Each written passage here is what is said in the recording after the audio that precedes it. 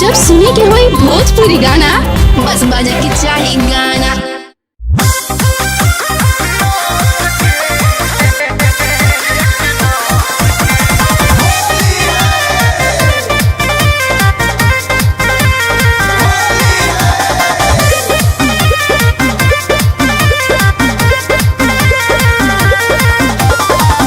होली खेल ससुरा में अइला हो, बड़ा पूरा काम करके गइला हो, कहीं ऐसन कइला।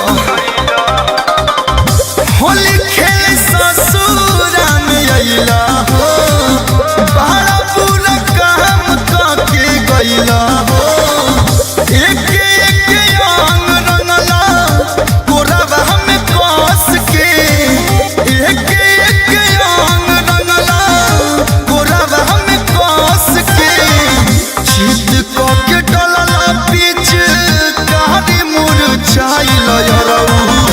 परतावे सुइया टेटनस के चीत के डलला बीच गाड़ी मुरझाइल यरऊ। परतावे सुइया टेटनस के यार हो कि हथियार हो।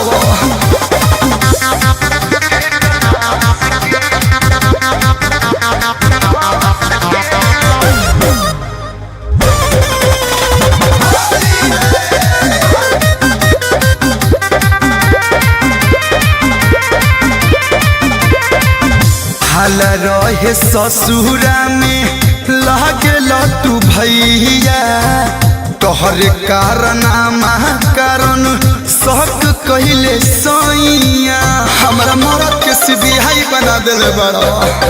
हाल रहे ससुरा में लागल तू भैया, तोहर कारनामा कारण शक कहिले सैया।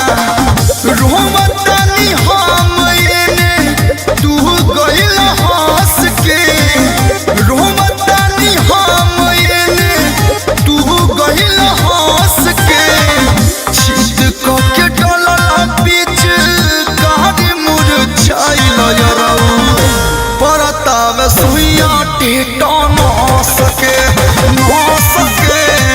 चीत के डलला बीच गाड़ी मुरझाइल यरऊ। परतावे सुइया टेटनस के यरऊ।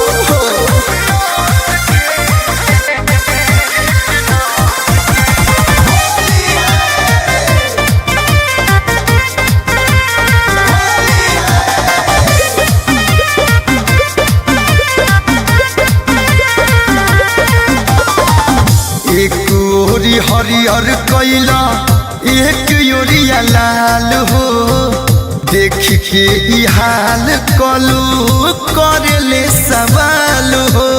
हमरा बॉडीए पर सर्च करे के रहे। एक ओरिया हरियर कैला, एक ओरिया लाल हो, देख के ई हाल यारिया करेले सवाल हो।